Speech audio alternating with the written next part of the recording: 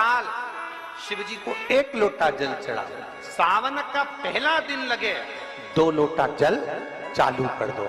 श्रावण के पूरे महीने 2 लोटा जल अपने घर से लेकर जाओ, और अपने घर से जब जल लेकर जाओ तो ये विचार कर कर जाना, आज मैं शिव को काशी में, आज मैं शिव को केदार में, आज शिव को अमरनाथ में, आज शिव को भीमा शंकर में, आज शिव को मल्लिकार्जुन में। और फिर निवेदन करूंगा, जिस बहन को 19 और 20 साल तक भी औलाद नहीं हुई हो तो कृष्णेश्वर महादेव का नाम लेकर 2 लोटा जल तुम्बकेश्वर महादेव का नाम लेकर चढ़ा कर देखना, सावन के बाद में बाबा संतान जरूर देगा, झोली जरूर भरेगा।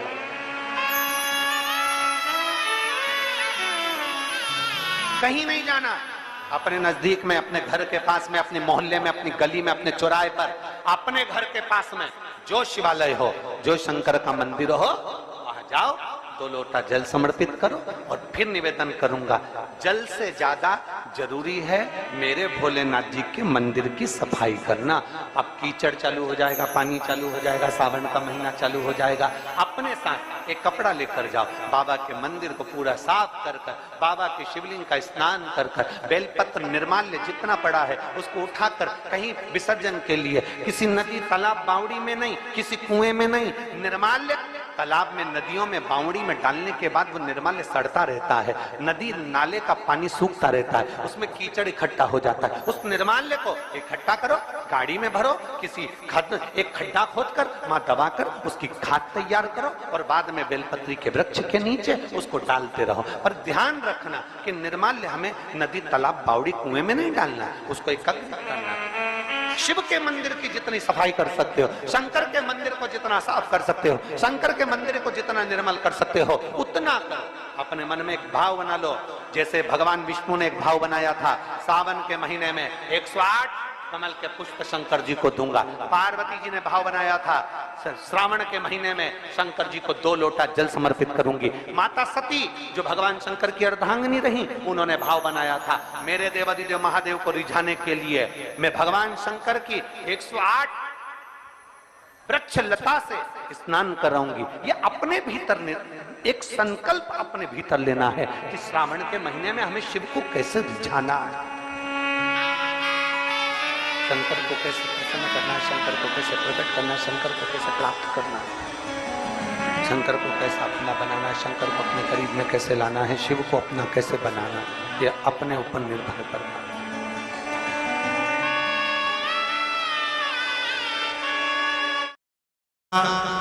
पहला दिन एक बेलपत्र शिव को अपनी मनोकामना कर कर रोग धोग बीमारी तकलीफ कष्ट दूर करने के लिए शंकर के शिवलिंग पर अगर बन सके तो मंदिर में, आप लोग तो यहाँ हैं तो देवादिदेव महादेव कंकर शंकर को चढ़ाओ, और अगर बेलपत्र नहीं हो तो बेलपत्र जो चढ़ी हुई हो उसी को धोकर वापिस चढ़ाओ।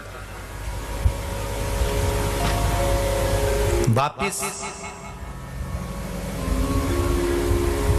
और सावन का महीना है, दिल से बाबा को रिझाओ।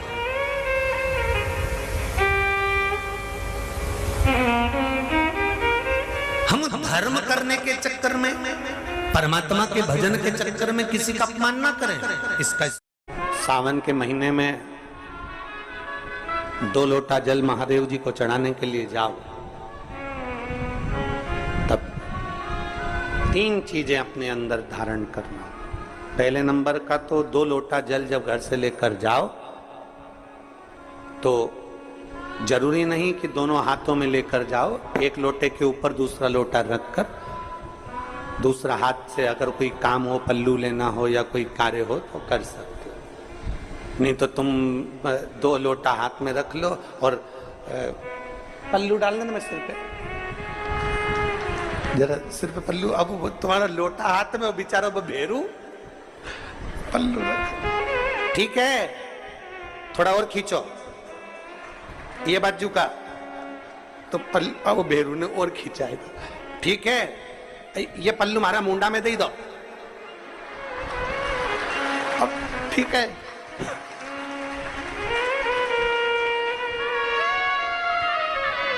और थोड़ी दूर चली और याद आ गया, ओ बाप! इतने में भेरू ने कहा, क्या हो गया?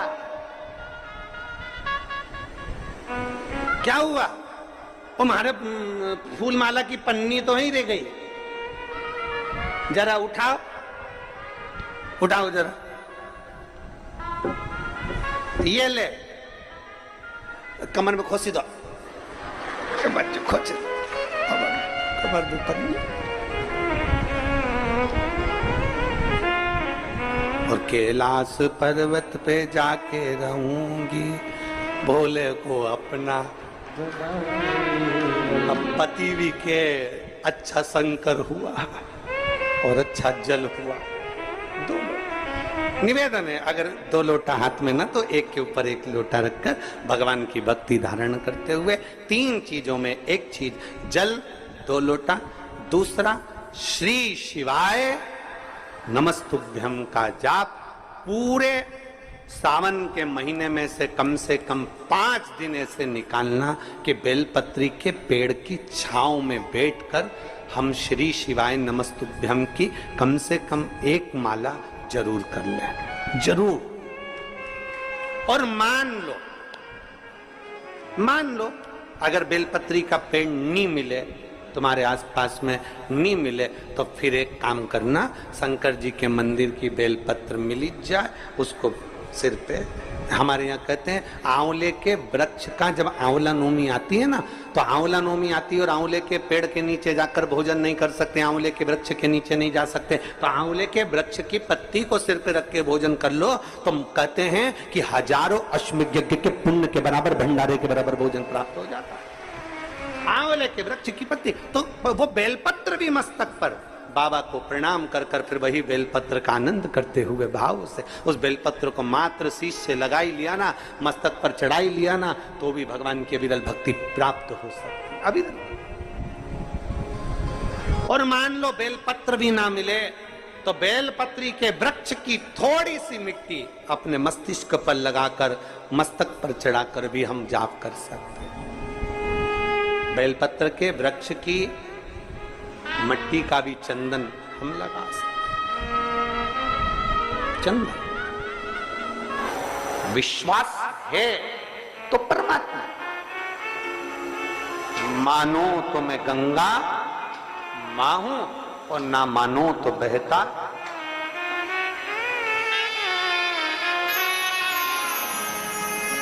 आप मानो तो मैं मां हूं, आप मानो तो मैं गंगा मां हूं, ना मानो तो बहता पानी। आप मानो तो आपके नजदीक में, आपके घर के पास में जो शिवालय है भगवान शंकर का, एक छोटा सा शिवलिंग है। मानो अगर दिल से तुमने मान लिया कि ये केदारनाथ है, दिल से तुमने मान लिया कि ये महाकाल है, दिल से तुमने मान लिया कि भीमा शंकर है, दिल से तुमने मान लिया कि ये मल्लिकार्जुन है, दिल से तुमने मान लिया कि विश्वनाथ है। जिस दिन तुम्हारा मन पर जाए, श्रावण के महीने में जब तुम 2 लोटा जल चढ़ाने के लिए जाओगे,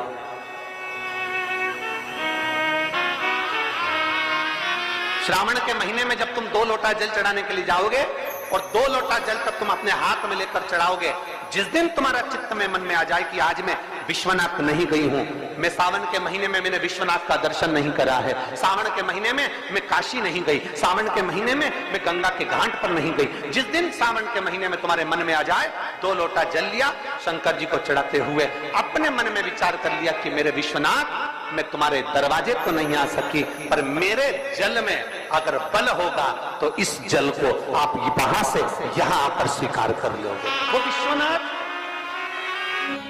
आपसे भी निवेदन है, सुबह सुबह शिव जी के मंदिर जाते हो आप लोग, 1 लोटा जल चढ़ाने के लिए जाते हो, शंकर जी के मंदिर में जो निर्माल्य पड़ा रहता है, इधर उधर अगर कोई फूल पत्ती बेलपत्र सामग्री पड़ी रहती है, उसको उठाकर एक और जब रखो तो उसको प्रणाम करा करो। क्यों, किस लिए? शंकुकर्ण की कथा कहती है, निर्माल्य को उठाकर जो मस्तक से लगाकर प्रणाम कर कर विसर्जन में रखता है, विसर्जन की ओर रखता है, उसके अंदर एक ऐसा बल उत्पन्न हो जाता है कि मात्र वो किसी पर अपनी दृष्टि भी डाल देता है तो प्रेत जीवों का भी उद्धार हो जाता है। वो निर्माल्य में विसर्जन करी हुई निर्माल्य में इतना बल उत्पन्न होता है महाराज।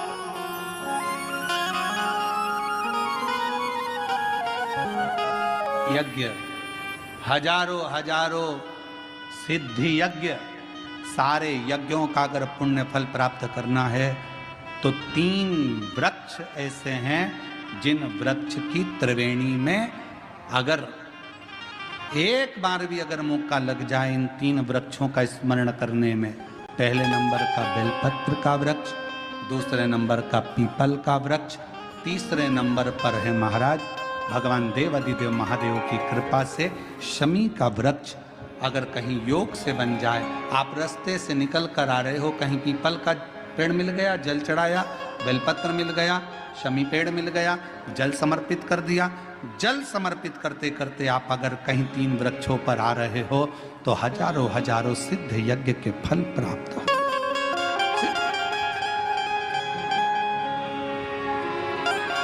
और यदि ये सब नहीं कर सको तो एक बेलपत्र के वृक्ष की सेवा जरूर।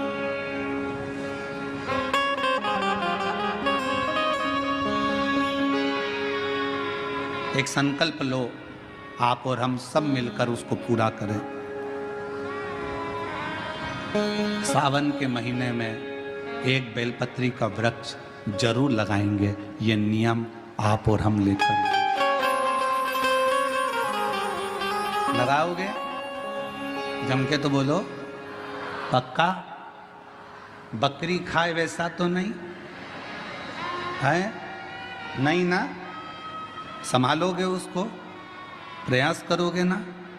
ऐसी जगह लगाना जहां तुम उसको देखते रहो, संभालते रहो, उसको बढ़ाते रहो। हमसे ये मत पूछना कि पेड़ कहाँ लगाएं, मंदिर में लगाएं, रोड पर लगाएं, किनारे पर लगाएं, शमशान में लगाएं कि कहाँ लगाएं। जहां तुम्हारा दिल कर जाए वहां पेड़ लगाना, पर तुम्हारी निगाह में रखना उसको कि वो बड़ा हो जाए, छाया दे, दुनिया का भरण पोषण करे, दुनिया के ऊपर कृपा की छाया लगाओ।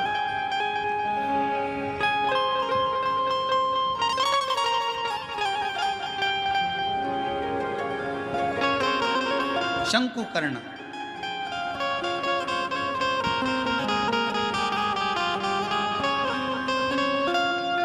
निर्माल्य विसर्जन करते थे प्रणाम कर कर, उन पे शिव की कृपा थी इसलिए उन्होंने पिशाच को दे। और फिर निवेदन करूं मेरी जीजियों से, मेरे जीजाओं से, प्रयास करना कभी अगर मौका मिल जाए, बाबा अगर तुम्हारे ऊपर करुणा करे, कृपा करे, दया करे और कोई अगर ऐसा योग संजोग बन जाए, मौका मिल जाए, तो श्रावण के महीने में कोई भी एक नियम अवश्य धारण करो पूरे सावन, कि मैं शिव जी के मंदिर जाऊंगी या बेलपत्र को जल चढ़ाऊंगी या शंकर जी के मंदिर का दर्शन करूंगी या शिखर का दर्शन करूंगी या शिव जी के मंदिर में 1 चावल का दाना या 2 लोटा जल का स्मरण या बाबा देवाधिदेव महादेव का मंत्र स्मरण करूंगी। प्रतिदिन अपने हाथ में 2 लोटा जल भरकर शिव को जल की धार लगाऊंगी। कोई भी एक नियम अपने श्रावण महीने में अवश्य